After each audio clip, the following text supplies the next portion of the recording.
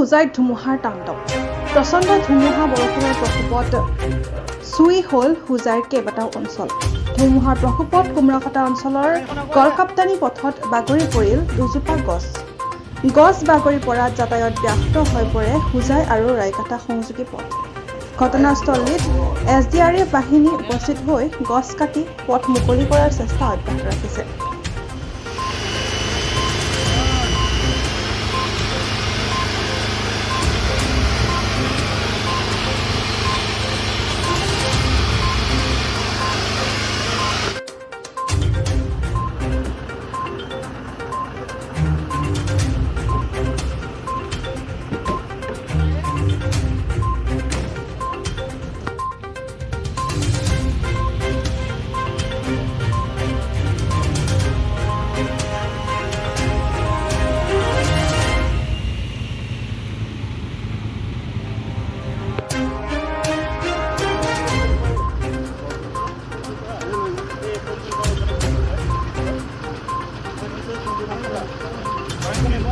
আমাৰ ইতিমধ্যে আমাক ইয়াত জনাইছিলে তেওঁ মাজুলীৰ ইনচাৰ্জ হয় আমাৰ সন্দীপ থাউচেণ্ড ছাৰ।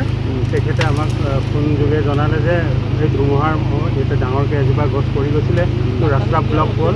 সেই ৰাস্তা ব্লকত আমাক ইনফৰ্মেশ্যন কৰিলে আৰু সেইমতে আমি আহিলোঁ হুজাই ইমাৰ্জেঞ্চিৰ পৰা, আৰু এই এতিয়া বৰ্তমান আমি এই কাম কৰি আছোঁ। আমি নিশা হ'লেও খবৰ পোৱাৰ লগে লগে আহিছোঁ। লগে লগে আমি আহিছোঁ। বৰষুণ বতাহটো দি আছিলে, আপোনালোকে গম পায়।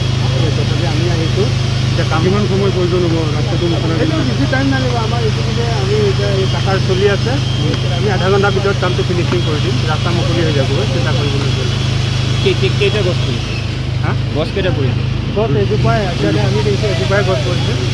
দুজোপা নেকি? আমাক এজোপা বুলি কৈছে, যদি হয় সেইটোৱে আমি অপাৰেশ্যন কৰি দিম।